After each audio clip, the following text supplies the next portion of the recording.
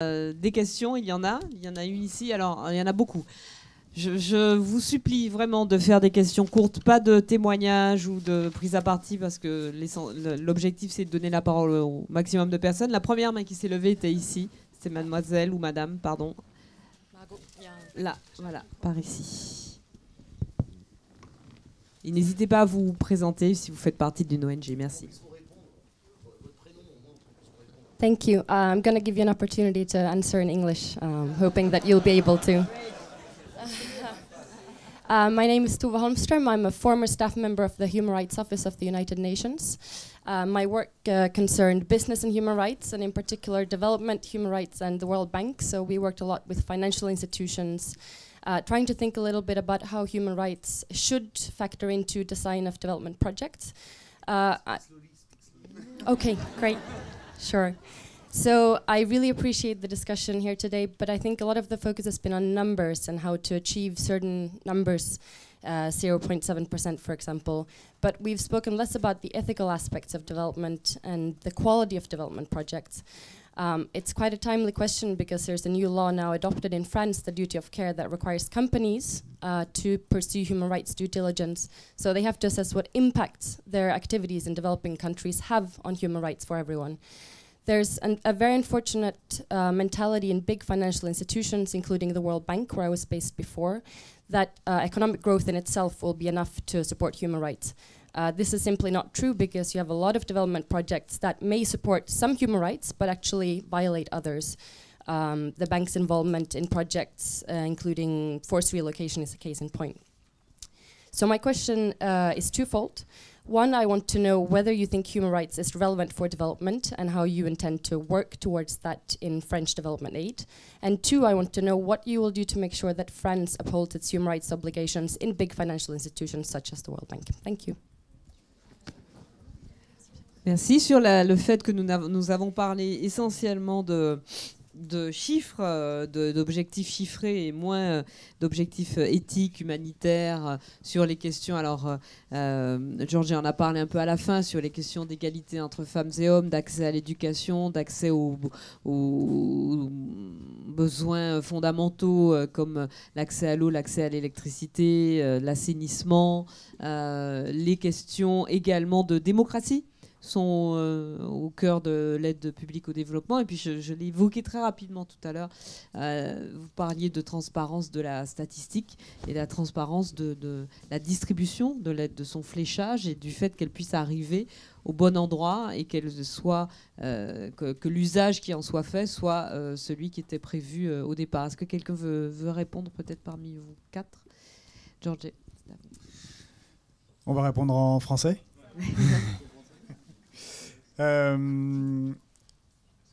Pour notre part, je le disais tout à l'heure, nous souhaitons améliorer la coopération entre les ONG et l'État et créer des institutions, une fois que nous serons au pouvoir, des institutions permettant la transparence et que les ONG participent à la décision de là où vont réellement les aides publiques au développement, parce que, encore une fois, les ONG, elles savent. Ça, c'est la première chose. Sur la question de l'éthique des institutions de la Banque mondiale et du FMI, pour faire bref, comme je l'ai dit tout à l'heure, nous souhaitons en sortir, nous, la France, car ce sont des institutions non éthiques. Et ce sont des institutions qui ont provoqué des drames humanitaires et des crises financières dans bien des pays. Donc nous souhaitons, comme je le disais, plutôt réfléchir à la banque de développement nouvelle qui a été créée par les BRICS, et voir si, d'aventure, ça ne permettrait pas d'avoir un rapport renouvelé de la banque, de ce genre de banque aux pays en voie de développement. Et quant à la question sur les droits humains, oui, nous considérons que c'est un impératif. C'est pour ça, encore une fois, que notre candidat était en octobre 2016 à l'ONU, où s'est négocié au commissariat de l'ONU pour les droits de l'homme un contre-traité, où se négocie, c'est le deuxième round de négociation, un contre-traité de libre-échange respectant les droits de l'homme et imposant des clauses sociales et environnementales aux multinationales. Donc nous sommes à 100% pour cela, et je serais bien intéressé de savoir quelle est la réponse de mes collègues de scène. Alors Pascal Cher qui veut Macron, répondre. c'est plus rigolo. Mais Question courte, réponse courte. Oui, je vais faire très court. Je trouve très bien que des pays se groupent pour avoir des banques comme celle des BRICS, comme nous, on peut avoir la Banque européenne de développement ou autre. Je ne suis pas sûr qu'en matière d'éthique, le comportement de la Chine ou de la Russie soit une garantie de supériorité par rapport à celui des États-Unis ou d'autres pays qui sont dans le FMI. Bon, je te dis ça comme ça, donc ne te fais pas trop d'illusions. Si tu sortais du FMI pour aller faire des actions de développement avec la Russie et la Chine, je ne suis pas sûr qu'on ait la même conception du développement que la Russie en ce moment. Bon. Voilà, non mais d'accord, mais en même temps, c'est qui paye décide, et c'est pourtant les Chinois qui ont amené le plus d'argent dans un premier temps, avec les Russes derrière. Mais bon, tu peux tenter l'expérience, hein, tu me diras comment ça marche. Non, je pense que la question plus sérieuse là-dedans, c'est quoi qui était posée? C'est en fait, en gros, la question, ce qu'on appelle la moralisation des règles financières internationales. Donc, il n'y a pas d'aide au développement possible durable si derrière, on n'arrive pas à juguler les dérives de la finance, notamment tout le problème de l'évasion fiscale, de l'optimisation fiscale. Moi, je vais te le dire, je pense que l'action, elle est beaucoup plus efficace si on l'a fait au niveau de l'Europe que des pays individuellement. Individuellement. Bon. C'est pour ça que la bataille, et là-dessus, on sera sûrement d'accord, elle doit être une bataille européenne, ce qui ne veut pas dire que la France n'a pas un devoir d'exemplarité. Par exemple, c'est tout le débat qu'on a eu, nous, sur la TTF. On veut une TTF européenne, mais on ne va pas attendre qu'il y ait une TTF européenne pour qu'on commence à le faire. Donc, la bagarre qu'on a menée avec les ONG, c'est qu'il faut une TTF européenne, mais si au 1er janvier 2018, il n'y en a pas, on fait une taxe sur les transactions financières. On intègre l'intraday dans la taxe sur les transactions financières. Idem pour la bataille sur les trusts et les sociétés écrans. Bon, il faut qu'il y ait un registre européen des trusts qui se mette en place, qu'on sache sur les sociétés écrans. Parce que c'est idem sur la question de la transparence et du reporting pays par pays. Voilà. Il faut qu'on le sache. Parce que tu dis l'alliance avec la société civile, mais la démocratie, c'est des outils pour la démocratie. Je veux dire, nous, on a vu toute la réticence des banques quand on a mené la bagarre avec des députés de gauche, hein, communistes, socialistes, écologistes, et il y avait même des députés de droite, quelques-uns qui étaient d'accord, pour dire simplement, il faut que les banques publient, pays par pays, là où elles font leurs bénéfices, là où elles ont leur personnel, etc., pour qu'on se rende compte finalement où est-ce qu'il y a de l'optimisation fiscale ou de la fraude fiscale et qu'on puisse le taper. Idem sur les multinationales. Voilà. Idem. Donc, si on n'a pas des outils qui permettent à un moment donné de mener la pression démocratique et de mener une bagarre politique, bon, en changeant la réglementation, je pense qu'on n'y arrivera pas.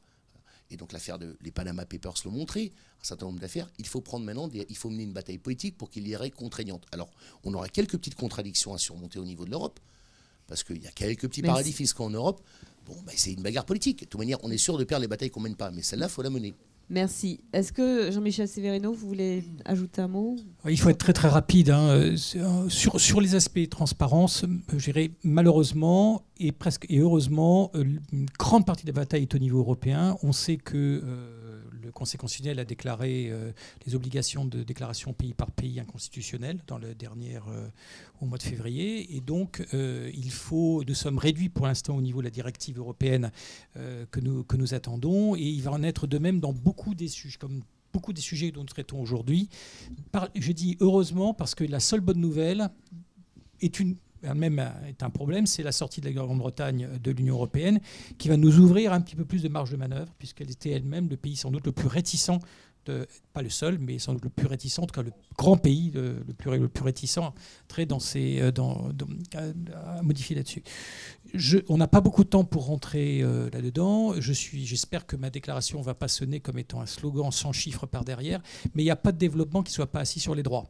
Donc la conception même de notre action de développement sur le terrain, elle doit être une approche fondée dans cette approche. Et le principe même de la lutte contre la pauvreté consiste à donner des droits aux pauvres. C'est quelque chose qu'il faut que nous arrivions à mieux formaliser, mieux ancrer dans notre politique. Je pense aussi que nous y parviendrons par ce travail de construction partenariale que nous espérons à l'occasion de la construction de cette loi, de la révision de la loi de programmation de l'aide que nous souhaitons organiser dès l'automne prochain, et qui nous permettra de faire entrer ces problématiques dans le dur, je dirais, de la construction des objectifs et des pratiques de la France. Je crois qu'on n'a pas beaucoup de temps. Christian Cambon, mais vous pouvez aussi répondre aux autres questions, hein, on n'est pas obligé à chaque fois. D'un mot pour être quand même apporter un petit peu d'espérance. Moi, je pense qu'on a fait quand même beaucoup de progrès dans ce domaine. Bien évidemment, il reste un chemin énorme à accomplir, mais à la fois sur la transparence et sur l'éthique. D'abord, il y a des causes pense à la cause de la femme, la cause des enfants, etc.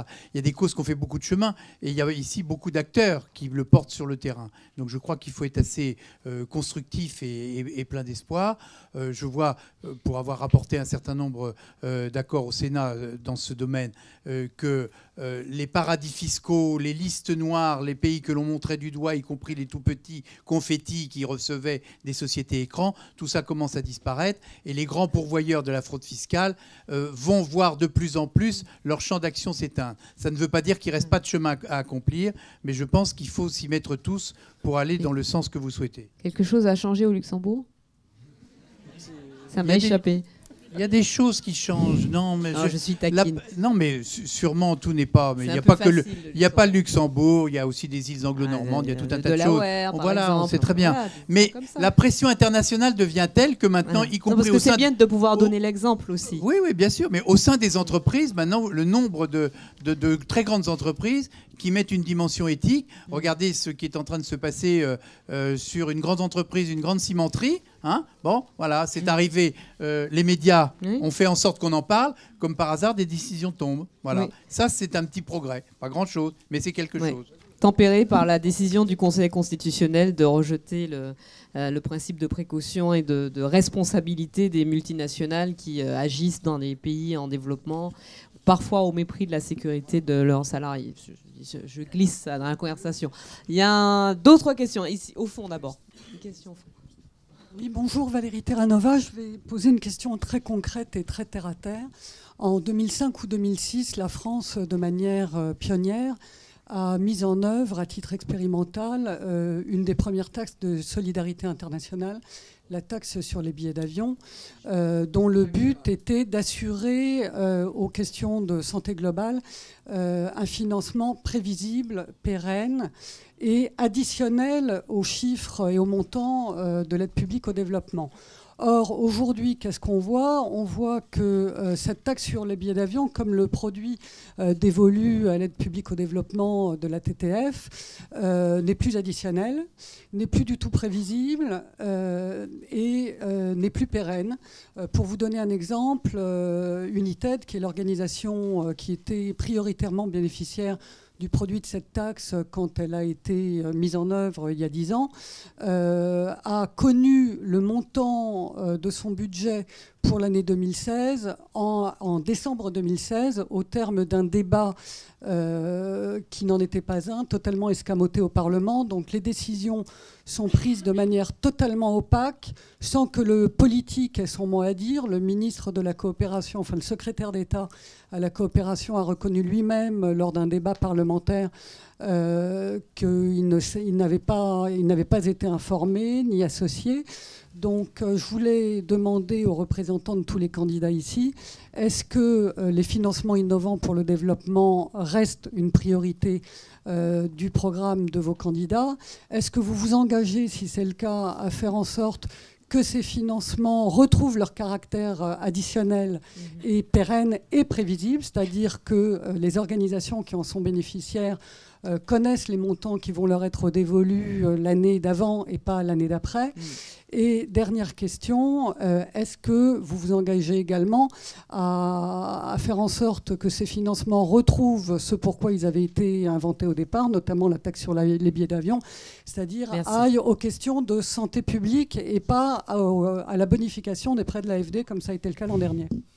Merci beaucoup pour ces questions très précises et pour effectivement avoir souligner cette question de l'opacité des décisions en la matière qui sont tellement...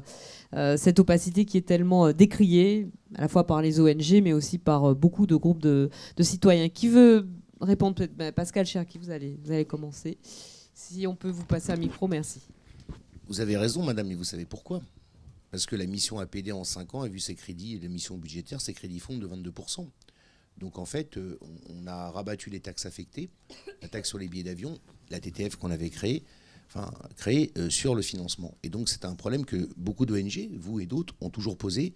C'est l'équilibre entre, pas simplement prêts et dons, mais l'équilibre entre ce qui vient des crédits budgétaires directs affectés aux missions d'aide publique au développement et ce qui vient du produit des taxes affectées. Bon.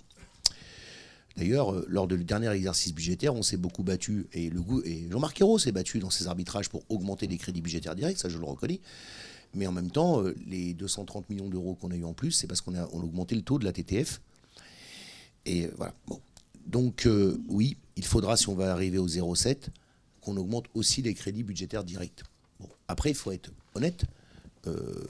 C'est pour ça aussi que nous, on demande que sur la TTF, il y ait une affectation d'une partie beaucoup plus substantielle du produit, voire de la totalité. On n'atteindra pas les 0,7 comme ça uniquement par une augmentation de la mission budgétaire directe. On aura besoin des taxes affectées. Je termine en disant par contre que là où vous avez raison aussi, madame, c'est la question du financement des politiques de santé publique mondiale, qui était l'objectif de la création de la taxe Chirac-Lula. Bon, les billets d'avion. Et je pense que c'est un sujet qui est devant nous. Il ne faut pas qu'on délaisse cela. C'est fondamental. Et c'est d'autant plus problématique, je le rappelle encore une fois, que les États-Unis, un des objectifs de l'administration Trump et de Trump, et là-dessus, il risque d'être plus entendu que sur d'autres aspects de sa politique d'aide au développement, c'est quand même de baisser substantiellement, voire de supprimer les crédits à l'ONU et aux organisations internationales qui en dépendent. Donc si c'est ça, il va falloir mener une bagarre politique terrible. Bon, et donc c'est pour ça qu'il faut que nous, on tienne absolument le plus rapidement possible, en tout cas, on ait une trajectoire crédible de monter vers les 0,7, parce qu'on ne pourra pas engager ce bras de fer avec les États-Unis, qui n'y sont pas d'ailleurs aux 0,7, si nous-mêmes, on donne le sentiment qu'on n'agit pas. Voilà. Donc c'est une bagarre globale et cohérente qu'il faut mener là-dessus. Monsieur Severino, vous voulez répondre ? Oui. D'ailleurs, au passage, je voudrais dire que la période, le dernier quinquennat de Jacques Chirac a été une rare période faste de l'aide publique au développement dans les 20 dernières années. Et elle a effectivement vu la première manifestation concrète de ces financements innovants. Moi, je voudrais dire que on va quand même bénéficier d'effets favorables prochainement, puisque grâce au travail du Parlement, effectivement, le taux de la taxe sur la transaction financière a été augmenté. Elle a été affectée d'ailleurs à l'AFD. Une des bonnes choses qu'on va faire, que le gouvernement actuel en a fait avec l'AFD, c'est de l'affecter d'ailleurs partiellement à une facilité de gestion de crise, qui manquait beaucoup dans notre dispositif.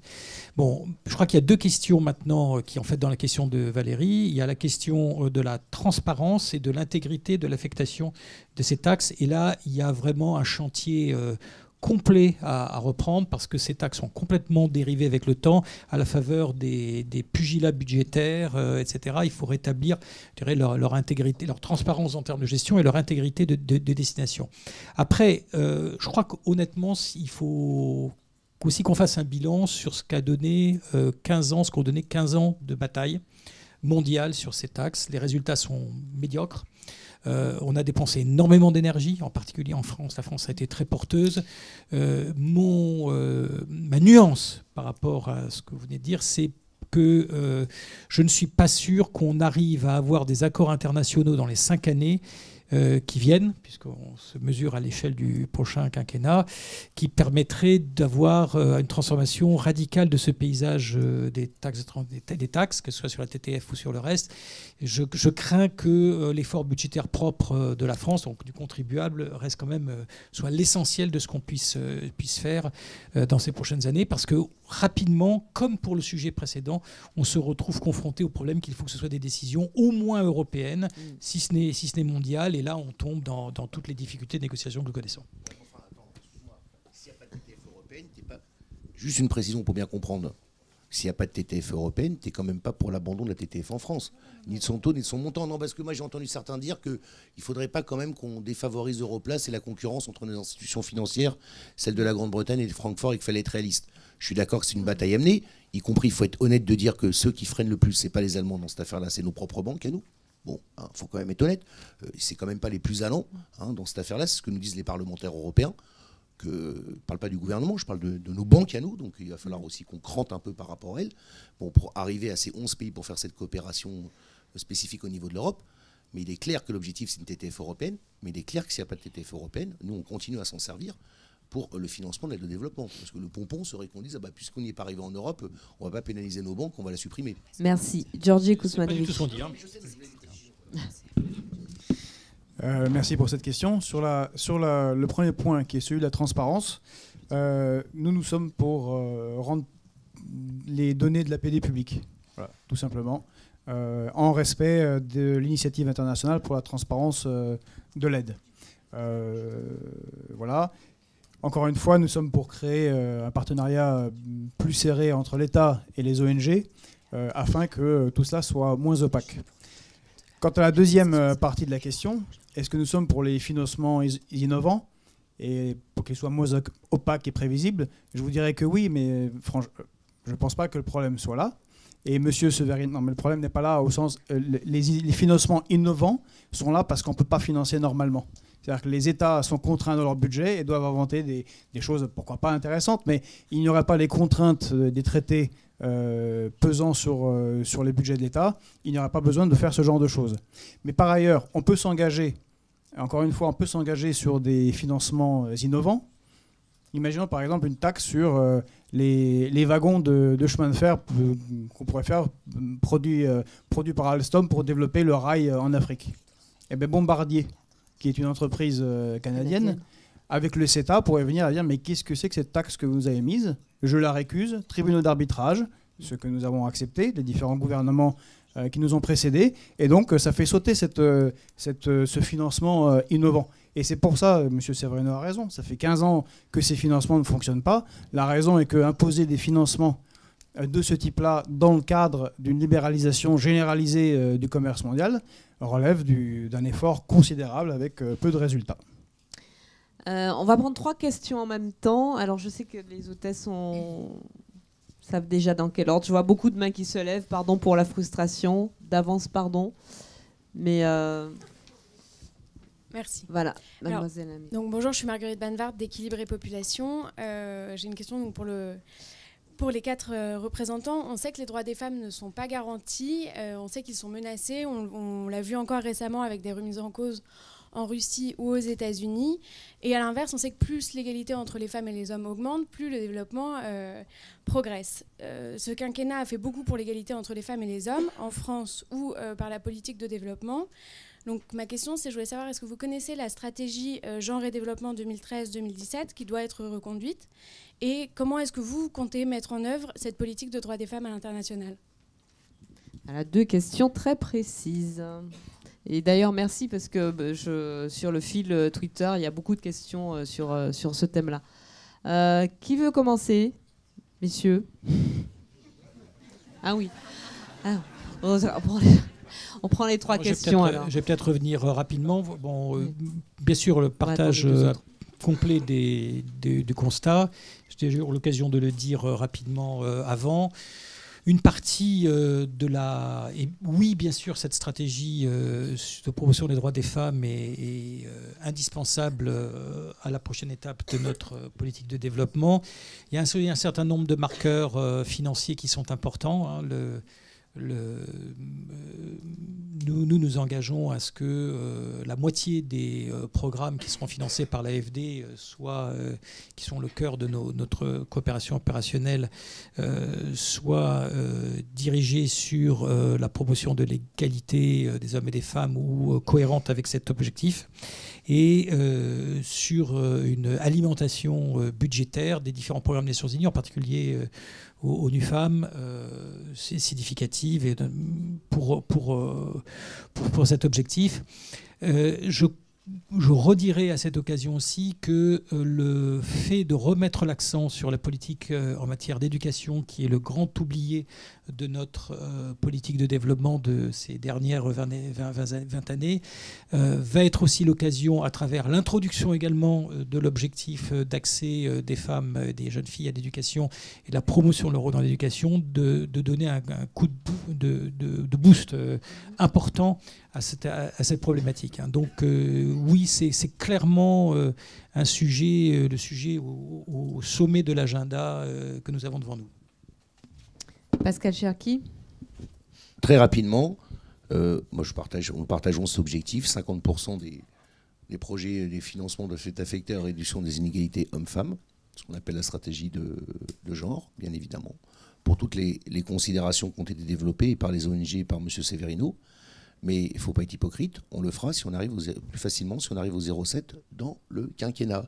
Parce qu'il faut qu'on augmente les crédits budgétaires pour pouvoir augmenter cette montée en puissance et le volume des dotations à l'aide publique au développement.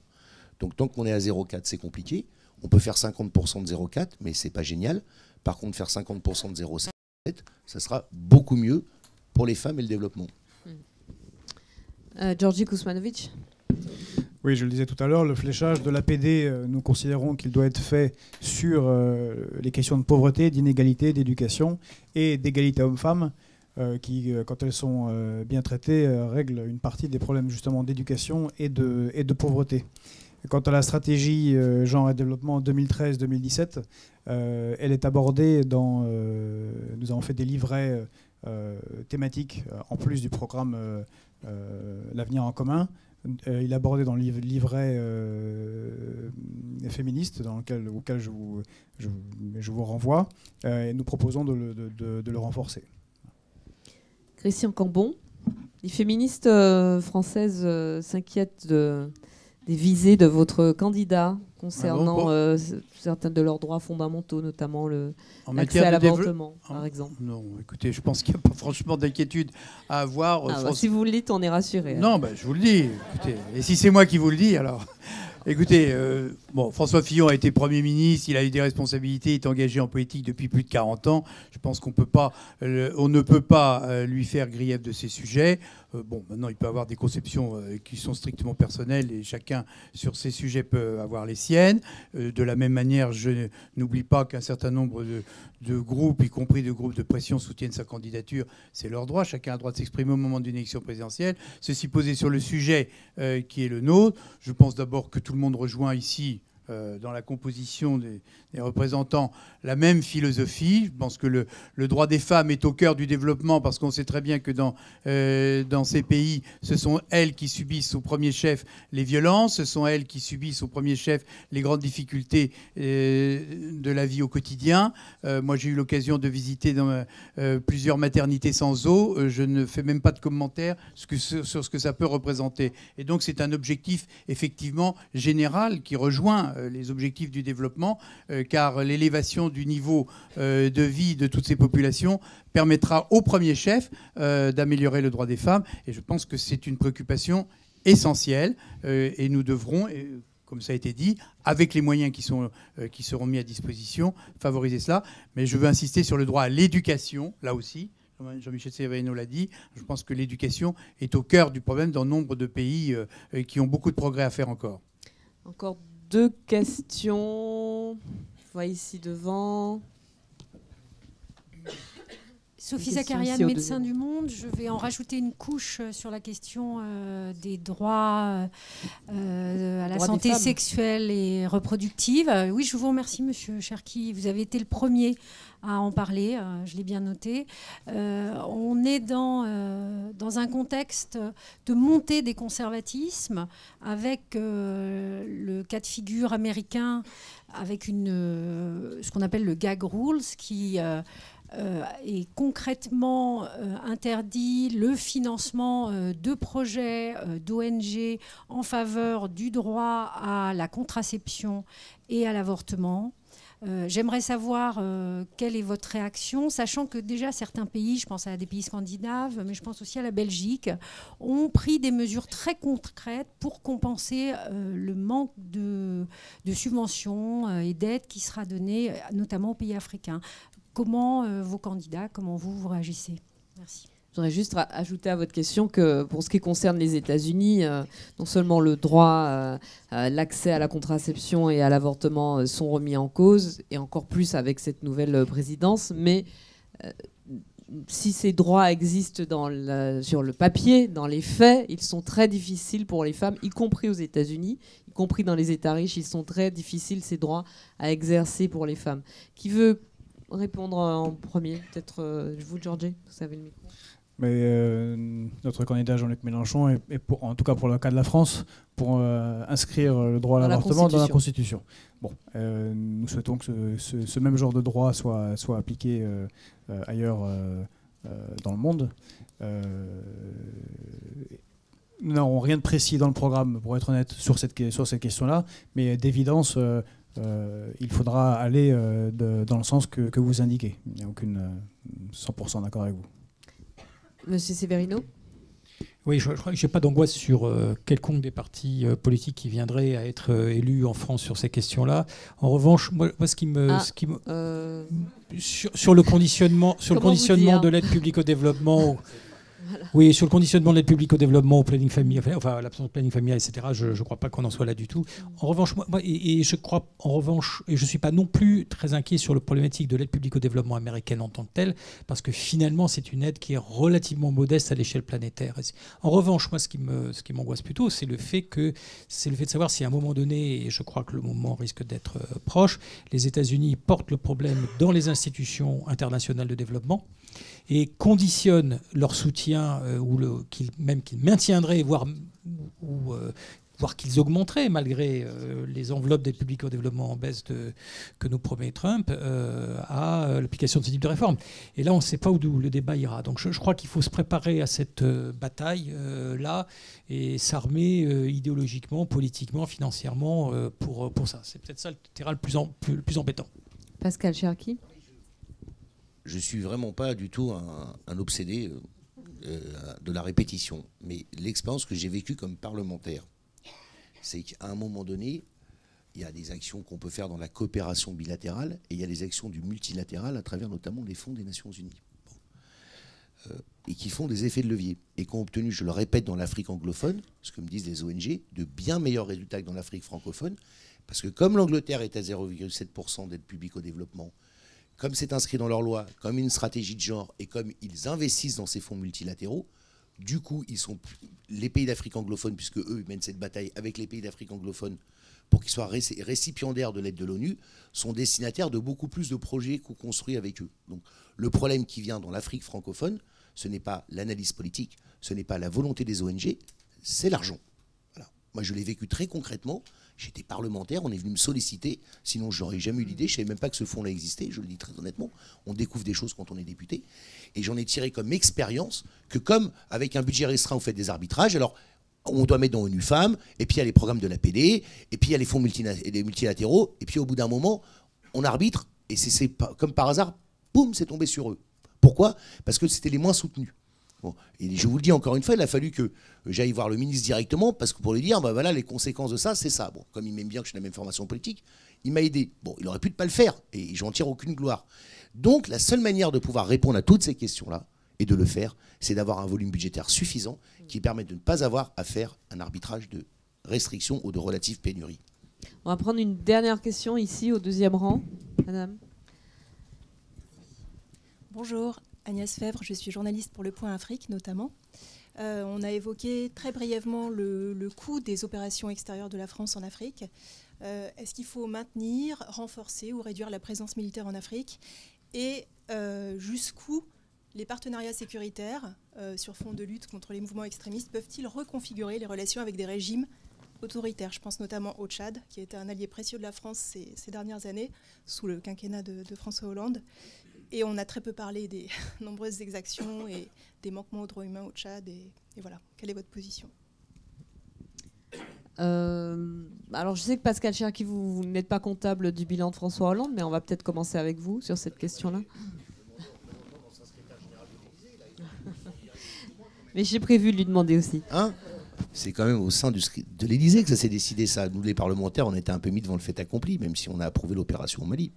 Donc je pense qu'au secrétaire général de l'Élysée, vous étiez en prise directe. Non, je plaisante. Non, mais je plaisante, ça va, je peux plaisanter. Bon, non, mais pour vous répondre très franchement, on ne sait pas combien de temps ça va durer. Voilà, je vous le dis, madame, on ne sait pas, puisque nous intervenons dans la bande sahélienne, la France, cas d'opération Berkane et d'autres opérations, plus de 5 États où nous intervenons. Il y a maintenant les Américains qui interviennent aussi, il y a les Allemands qui vont s'y mettre. Et on ne sait pas. Bon. Et on ne sait pas pourquoi, parce que nous payons les conséquences, aussi en partie, de l'intervention irresponsable décidée par Nicolas Sarkozy et David Cameron en Libye, où nous avons outrepassé le mandat de l'ONU, et où l'intervention en Libye, la fragmentation de la Libye, pose des problèmes, notamment avec la dissémination des armes dans cette bande sahélienne, etc. Et tout. Bon. Donc je suis incapable de vous dire combien de temps ça durera, malheureusement. Après, on agit avec les partenaires. Bien évidemment, le Tchad était un point d'appui pour l'action militaire de la France, et notamment l'armée tchadienne. Donc c'est évident que quand vous êtes allié à des partenaires étatiques sur les questions notamment militaires, et que vous menez la guerre ensemble entre eux, c'est un peu plus compliqué de leur demander de faire un certain nombre d'avancées que vous aimeriez qu'ils fassent par rapport à ça. Surtout quand votre soutien est indispensable. Donc, en effet, c'est plus compliqué. C'est pour ça aussi qu'un des enjeux à moyen terme, c'est la prise en charge de la sécurité dans la zone sahélienne, et je dirais par les pays sahéliens eux-mêmes. Bon, mais ça, c'est un travail de longue haleine, parce qu'avant de reconstituer une armée qui puisse intervenir et qui puisse le faire, bon, il faut du temps. Donc moi, je vous réponds très honnêtement là-dessus. Je ne suis pas en mesure de vous dire quand est-ce qu'on va se retirer à très court terme. Voilà. Si les objectifs qu'on s'était fixés sont les bons, ça c'est un autre débat. Bon. Ouais. Alors effectivement, on va pas. La difficulté dans ce genre de sujet, c'est de refaire l'histoire avec les lunettes d'aujourd'hui. Donc la Libye, il y a eu la Libye parce que sans ça, Benghazi à l'époque aurait été écrasé dans le sang. Enfin, on peut refaire l'histoire maintenant, mais voilà. En tous les cas, en ce qui concerne l'intervention au Sahel, il est évident que nous devions absolument intervenir là aussi. Et étant dans l'opposition, nous avons soutenu unanimement cette initiative du président de la République, parce que si on ne l'avait pas fait, aujourd'hui, le Mali serait peut-être un Al-Qaïda islamique. Et je ne pense pas que ça faciliterait la stabilisation de ce continent et son développement. Ceci posé, je rejoins un peu ce que dit Pascal Cherki, à savoir que nous portons actuellement seuls cet effort, ou quasiment seul. On a eu de temps à autre, on nous prête des avions de transport ou des agents de formation ou des soutiens logistiques ou aériens. Ceci étant, c'est la France qui a envoyé ses moyens, qui l'a supporté. Et nous avons bien vu qu'après une période très favorable où nous avons reconquis un certain nombre de terrains, eh bien, les ennuis recommencent. Et l'actualité, ces derniers temps, le démontre. Ce qui est tout à fait dommageable, c'est que dans un continent comme l'Europe, où l'ensemble des pays accueille 2 millions de gens sous les drapeaux. Actuellement, il y a 2 millions de soldats sous les drapeaux en Europe. On n'est pas capable de trouver 2500, 3000 ou 4000 hommes des contingents européens pour assurer une sécurité qui est à 4 heures de vol de Paris. Donc là est la difficulté, parce qu'il n'y a pas de politique étrangère européenne, parce qu'il n'y a pas de politique de défense de l'Europe, et il est manifeste que l'effort que porte la France est disproportionné, non pas par rapport à son histoire, car nous avons un rôle privilégié dans cet endroit, mais par rapport à nos moyens. Et notre devoir est de rester dans ces régions et de faire aussi les efforts nécessaires, parce qu'à la fois les troupes, les armements, l'état des équipements est dans un état lamentable, et je pense que nous devons faire attention de préserver aussi les vies de nos soldats. Mais ceci conditionne la paix aussi en Europe. Il faut bien imaginer que, regardez ce qui se passe, toute cette agitation, elle est si proche de nous. Imaginez que la contamination passe de la Libye à la Tunisie. Imaginez qu'il se passe des événements en Algérie ou que le Maroc soit totalement déstabilisé. Vous êtes aux portes de l'Europe, et c'est à nous à ce moment-là de régler le problème, pas simplement sur le continent africain, mais aussi chez nous. Donc je pense qu'un pays comme la France, membre du Conseil de sécurité, a le devoir absolu de se mobiliser, même si évidemment ceci représente plus d'efforts que nos moyens devraient le permettre dans ces temps de disette budgétaire. Georgi Kuzmanovic. L'intervention en Libye, je suis entièrement d'accord, M. Cherki était totalement irresponsable. Nous étions posés à provoquer le chaos dans tout le Sahel que nous connaissons actuellement et qui sera durable. J'espère que l'intervention c'était pas que pour Benghazi et qu'il n'y avait pas d'autres intérêts par exemple, d'un ancien président de la République. Mais on a le problème de la présence militaire africaine en France se pose. Nous sommes dans notre programme géostratégique et de défense pour un gel des OPEX et un retour de nos troupes tant que nous ne sommes pas sous mandat de l'ONU. Donc c'était le cas pour la Syrie, mais ça sera le cas pour le Sahel. Nous souhaiterons des interventions internationales. C'est une partie sous mandat de l'ONU, mais pas au début. Il n'y a pas eu que le problème de l'intervention à Benghazi, il y a eu le problème du non-traitement sérieux des propositions faites par le MNLA avant que Hakimi apparaisse, de la même manière qu'on n'a pas traité sérieusement les choses en Syrie avant que Daesh n'apparaisse. Donc effectivement, dans une situation que nous avons fortement créée, non, c'est pas tant pis. C'est un problème quand on crée la misère avec les traités de libre-échange et les APE dans les pays d'Afrique de l'Ouest, et qu'après on provoque des guerres qui qui permettent de provoquer d'autres guerres vers lesquelles vont s'engager les gens qu'on a contribué à rendre miséreux, oui, c'est un vrai problème et qu'on doit prendre au sérieux. Donc nous sommes pour un gel des OPEX, tant qu'elles ne sont pas sous mandat de l'ONU. Encore une fois, nous souhaitons avoir un renforcement du mandat de l'ONU. Et pour répondre, je rappelais, par rapport à votre question, un dernier point, je rappelle à Robespierre, les peuples n'aiment pas les missionnaires armés. Jean-Michel Severino. Oui, écoutez, je crois que beaucoup de choses ont déjà été dites. On sait qu'on est sur ce type d'engagement pour longtemps. On sait que les voies de sortie, comme ça a été dit, sont à la fois vers l'européanisation, la multilatéralisation d'un côté, et d'autre part la prise en charge par les Africains le plus possible de leurs propres efforts de défense et de sécurité. On sait aussi, pour revenir à nos thématiques précédentes, que plus on sera en termes de... plus on réussira les processus de développement, plus on allégera le risque d'avoir ce type d'opération. Voilà, mais on sait que tout ça ne va pas agir sur le court terme, et du coup que nous serons encore engagés d'une manière ou d'une autre et sur des opérations actuelles et peut-être d'autres à venir. Qui sait ce qui va se passer. Moi, je voudrais vous dire que nous sommes très préoccupés par le sujet que vous avez évoqué, madame, parce que c'est vrai que notre présence effective sur le terrain militaire nous met dans une situation de dépendance vis-à-vis de régimes qu'on n'aime pas. On n'aime pas les pratiques, et ça nous pose en position de faiblesse dans beaucoup de cas, pour exiger des contreparties, une situation qu'on connaît bien. On n'a pas de solution miracle pour ça, mais il faut la regarder au fond des yeux, il faut l'admettre, il faut l'accepter, il faut l'assumer, pour prendre un mot que vous avez utilisé, et je crois aussi qu'il faut y mettre de la transparence. C'est une chose qu'on aimerait pouvoir faire. Il faut que ces opérations, y compris les dilemmes dans lesquels nous sommes engagés, soient évoqués de manière transparente, que le peuple français soit au courant, et d'une certaine manière que nous assumions collectivement les éventuelles contradictions que nous avons à connaître. Ce sont des sujets qui ne peuvent pas se traiter dans le secret des cabinets, et par une politique d'officine, elle doit être sur la place publique. Alors, il reste une dernière question, parce qu'on est déjà vraiment très en retard, et je crois qu'il y a une décision souveraine de la part des organisateurs d'orienter la question par ici. Voilà. Donc Sandra Lotte Fernandez de l'ONG Oxfam. Je voudrais poser 2 brèves questions. D'abord, une première. 2 représentants de candidats aujourd'hui nous ont fait part de l'engagement d'atteindre les 0,7% en 2022. Donc je voudrais savoir pour les 2 autres représentants de candidats à quelle échéance cet engagement des 0,7 serait atteint. Et une deuxième question sur un point qui est revenu plusieurs fois dans le débat, sur la question du lien entre l'aide publique au développement, qui est une politique publique permettant de lutter contre la pauvreté et les inégalités, et la gestion des flux migratoires par les pays donateurs. Donc j'aurais une question de clarification à M. Severino, car il est vrai que dans la première version du programme de M. Macron, il était question d'organiser une conférence annuelle sur la renégociation des montants de l'aide publique au développement au retour des migrants dans les pays partenaires. Donc vous nous avez dit que cette proposition n'était plus dans le programme de M. Macron. Donc peut-être avoir une clarification du coup sur la vision du programme de En Marche sur cette question-là. Merci. Réponse.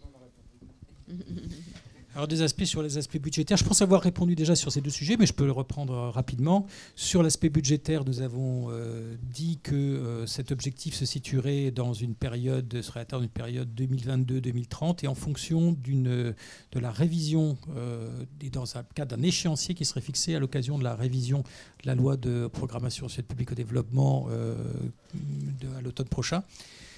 Je peux faire un pas en arrière pour dire que nous avons cette position de prudence, c'est que le cadrage macroéconomique dans lequel on s'inscrit pour la France n'est pas celui de mes voisins. Il est beaucoup plus restrictif, même si ce n'est pas un cadrage de rigueur, mais il est beaucoup plus restrictif sur les grandeur macroéconomique. Nous nous préparons à vivre dans une période dans laquelle la dépense publique sera très contrôlée, et dans laquelle il faudra faire par ailleurs d'autres efforts de dépenses publiques sur d'autres politiques publiques nationales en faveur de tous les Français. Donc nous savons que cette politique d'aide publique au développement, pour pouvoir croître, devra prendre sa place aussi parmi d'autres priorités aussi importantes pour tous les Français dans un cadre de contrôle de la dépense publique. Donc nous n'avons pas le même approche, je dirais, philosophique générale de départ sur ce que sera nos libertés et nos marges de manœuvre. C'est clair que si on assume que la dépense publique ne sera pas seulement 57, mais sera 58, 59, 60% du PIB, on n'est pas dans la même logique que qu'en ce qui concerne l'équipe d'Emmanuel Macron.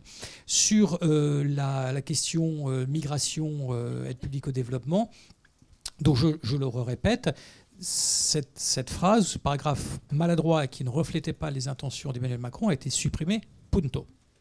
Voilà.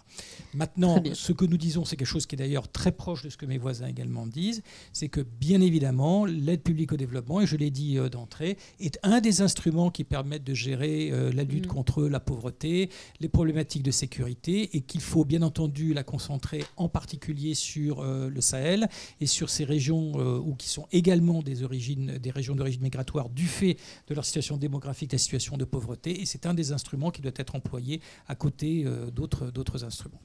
Pas plus. Merci. Peut-être justement à Christian Cambon, parce que la question a été posée sur le 0,7 et l'objectif. Alors, sur l'objectif du 0,7, je crois avoir démontré ici que notre volonté est partagée par tous d'aller le plus vite possible, le plus loin possible. La seule chose, c'est que tout le monde sait que François Fillon fait en sorte que ses engagements en matière économique tiennent compte de la situation exacte de notre pays, notamment sur le plan financier. Donc je pense que moi, j'ai entendu pour ma part trop de fois des déclamations à toutes les grandes tribunes internationales, ONU et autres, compris sur la nécessité d'atteindre cet objectif ou de lancer des crédits qui étaient en fait déjà programmés. Donc je crois qu'il faut être extrêmement prudent sur ce sujet, bien voir de quoi on parle quand on parle des 0,7, je l'ai dit tout à l'heure, parce que moi je connais un ministère le long de la Seine qui peut y mettre n'importe quoi pour tenter de brouiller les pistes. Et donc je pense que ce qui compte de la part de ceux qui peuvent aspirer à cette élection présidentielle, c'est une volonté ferme, une volonté forte d'accroître l'aide au développement. C'est une nécessité absolue, on l'a vu, mais je pense qu'il serait absolument périlleux de s'engager sur des dates parce que jusqu'à présent, les circonstances ont montré qu'il était excessivement difficile de citer des dates qui, de bonne foi, peuvent être crues par les uns et par les autres et ne sont pas respectées. Ceci posé, je crois fermement que cet objectif est atteignable à condition de mobiliser des acteurs nouveaux qui sont, à mon sens, moins sollicités par les temps qui courent. Très bien, donc pas d'engagement sans lendemain. Ce qu'il faut, c'est être exemplaire. Voilà. Merci beaucoup. Tu interprètes de ma pensée. N'est-ce pas ? Non, mais l'exemplarité de la candidature de François Fillon n'est discutée par personne. J'espère bien. Merci beaucoup. Je m'attendais bien à quelque chose. Merci à tous les quatre. Merci à vous d'être avec nous, d'être restés, aux organisations qui ont mis en place cet après-midi. Et je passe pour 1 minute, enfin un petit peu plus, hein, c'est pas la parole à Philippe Lévesque de CARE. Ça sera juste 1 minute. Un grand merci à chacune et chacun d'entre vous d'être venus. Cette salle est remplie, nous en sommes vraiment ravis. Au nom de mes amis d'Action contre la faim, de WAN, d'Action Santé Globale et pour CARE bien sûr, un grand merci à chacune et chacun d'entre vous. Messieurs, merci d'être venus. Merci d'avoir répondu aux questions. Merci de votre engagement personnel dont nous savons la sincérité. Au-delà de vos divergences. À tous et à ceux qui nous écoutent, je rappelle qu'il y a ce comparateur que nous avons fait ensemble, qui continuera, messieurs, à évoluer. Donc attention aux notes qui vont suivre, qui est important pour nous tous. Allez sur le site Aide Développement, le comparateur, et vous verrez comment les positions des candidats évoluent. Et puis je vous demande d'applaudir et de remercier notre amie Audrey Pulvar pour son talent, pour son engagement.